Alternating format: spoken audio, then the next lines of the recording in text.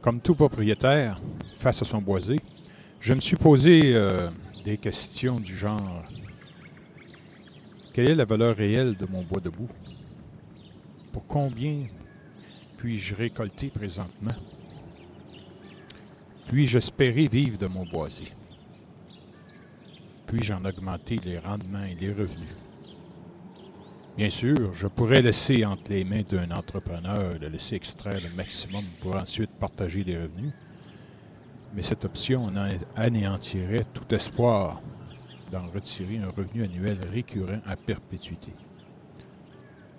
Alors pourquoi ne pas gérer sérieusement comme une entreprise? Augmenter le rendement et le revenu. Pour obtenir ces rendements, cela nécessite des décisions, puis de l'action. C'est justement cet aspect décisionnel qui est si important.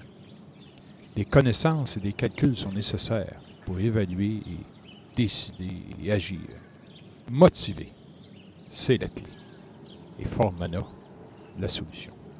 Dans les clips qui suivent, nous effectuerons un bref survol des conditions à respecter pour maximiser la croissance et les revenus. Disposer d'un équipement adéquat est une condition de base pour opérer en forêt. Le treil monté sur le bras est d'une grande aide pour extraire les arbres sans tout endommager. L'habitude d'éliminer la compétition lors de l'aller-retour à l'arbre résulte au final en l'élimination de la compétition sur l'ensemble du boisé, puisque celui-ci sera visité entièrement sur une période de 3 à 5 ans. L'élagage des tiges sélectionnées après dégagement est l'opération la plus rentable qui soit. L'élagage permet d'obtenir 2 baies de qualité venir ou 4 facelaires. 14 pouces. Trop petit. Celui-ci est prêt. La récolte annuelle permet d'assainir, de limiter la propagation de la maladie, de dégager et de récolter les arbres parvenus au diamètre ciblé. La récolte au diamètre limite garantit que la tige qui vient de l'atteindre est en pleine santé. La qualité au classement n'en est que meilleure.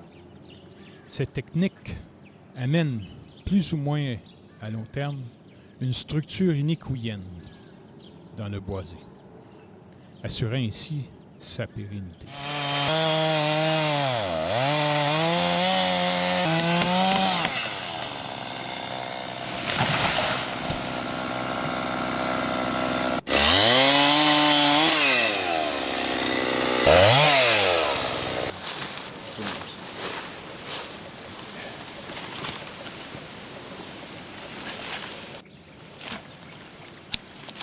Là, il va tourner de même.